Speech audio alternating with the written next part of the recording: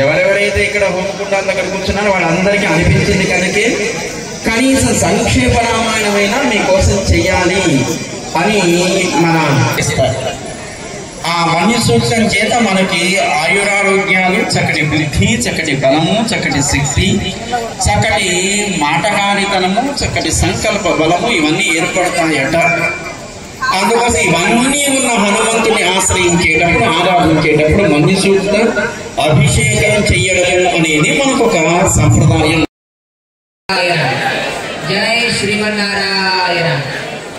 ఇప్పుడు కార్యక్రమాన్ని ప్రారంభించుకుంటున్నాం. అందరూ కూడా ఆచమనాన్ని చేయించారు స్వాములు, అక్షతలను ఇచ్చారు. వాటిని ఎడమ చేతిలో వేసుకొని కుడి చేతు గోర్లించి ఉంచి మీ కుడి మోకాలపై పెట్టి ఈ రామాయణ హవన వన్య సూక్త హవన సంకల్పాన్ని గట్టిగా చెప్పండి.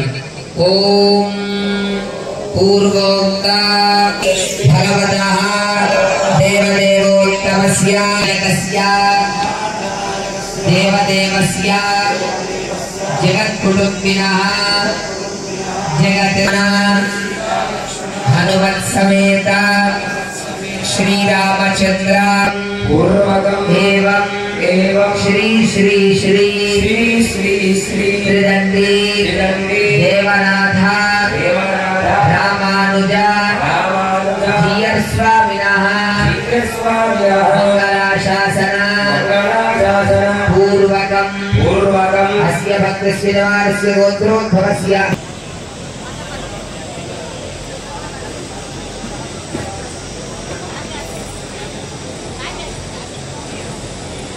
ఈరోజు విశేషించి రామాయణ హవనాన్ని మనం చేసి కూర్చోండి. ఆ స్క్రీన్ లో స్వామిని సేవించండి. గోవింద చక్కగా సేవించండి. గోవింద. ఓం యా ఫలేర్యా ఫలా పుష్పాయాస్య పుష్టినే బృహస్పతి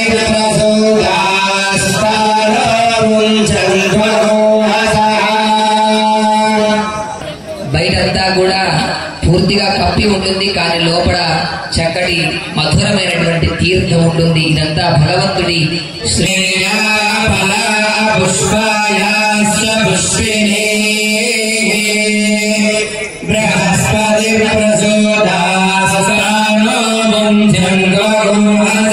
తీర్థాన్ని కూడా స్వామికి శుద్ధోదకంగా సమర్పిస్తున్నారు.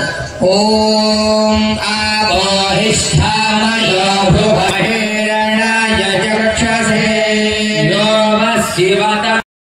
వాల్మీకి లోకానికి అనుగ్రహించిన వాల్మీకి అయినప్పటికీ ఆ రామాయణాన్ని రక్షింపజేయమని కోరినటువంటి మహానుభావుడు బ్రహ్మాజ్ఞ చేత శ్రీ నారదుడు మహర్షి.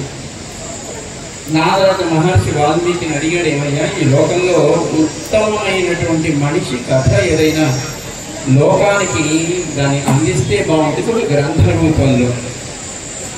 అంటే నిజమేనయ్యా, ఉత్తముడైనటువంటి మనిషి కథ రాయాలంటే అసలు ఉత్తముడైన మనిషి ఉండాలా వద్దా? మనలాంటి వాడు ఎవరైనా ఉన్నారా లోకంలో అడిగాడు వాల్మీకి. కోన్వస్మిన్ సాంప్రతంలోకి గుణవాన్ కస్య వీర్యవాన్ ధర్మజ్ఞ కృతజ్ఞ సత్యసంధ, ఇలా ఒక 16 గుణాలు కలిగినటువంటి వాడిని మన ఉత్తమ పురుషుడు అంట. అలాంటి వాడు ఎవరైనా లోకంలో ఉన్నాడా అని అడిగాడు వాల్మీకి మహర్షి నారదుని. అంటే మనిషి అని చెప్పుకోవాలి అంటే ఓ 16 గుణాలు ఉండాలి. మన గురించి మనం మనుషులము లేదా పురుషులము అని చెప్పుకుంటున్నామంటే మన గుణాలు ఉన్నాయా లేదా అనేది మనం మళ్ళీ ఆలోచించుకుందాం. అంటే మనది మనం మనిషిని పెంచుకోవచ్చు. అనిపించుకోవచ్చునా లేదా ఉత్తముడు అని అనిపించుకోవాలి అని అంటే ఏమి గుణాలు ఉండాలి?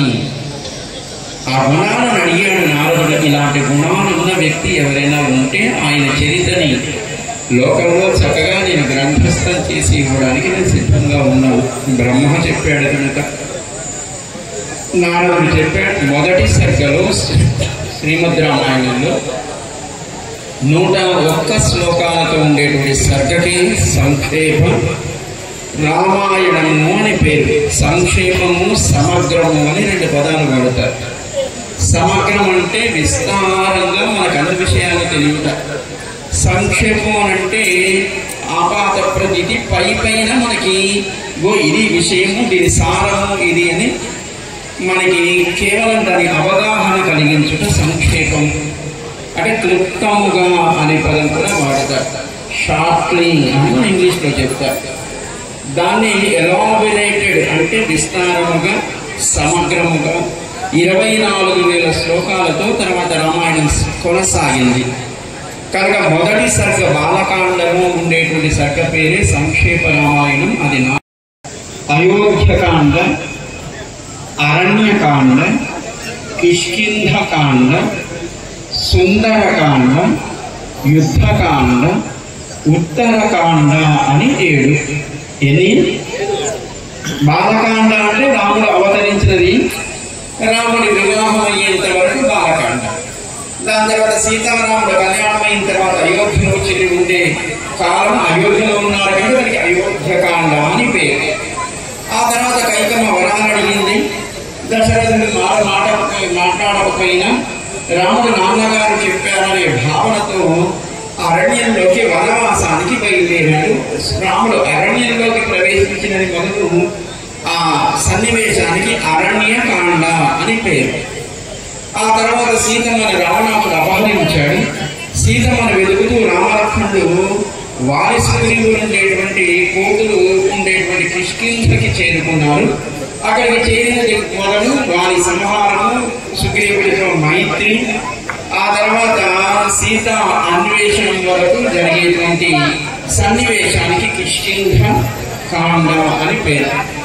ఆ తర్వాత వానరులంతా కూడా సముద్ర తీరం చేరి హనుమంతుడు సముద్రాన్ని లంఘించి లంకలో ఉండే సీతమ్మను దర్శించి లంకలో ఉండే కొంతమంది రాక్షసులను సంహరించి ఆ తర్వాత లంక దహనం చేసి తిరిగి మళ్ళీ వెనక్కి వచ్చి అక్కడ సముద్ర తీరం యువతల ఉన్నటువంటి వానరులకు జరిగిన సన్నివేశాన్ని చెప్పి అక్కడి నుంచి అందరూ కలిసి రాముడి దగ్గరికి చేరి రాముడికి సీతమ్మ యొక్క ఆ సంభాషణని చెప్పి రామ అనుగ్రహాన్ని పొంది రాముడి చేత ఆలింగనం అనేటువంటి ఒక గొప్ప మర్యాదను హనుమంతుడు పొందేంత వరకు ఉండేది మనకి సుందర కాండ.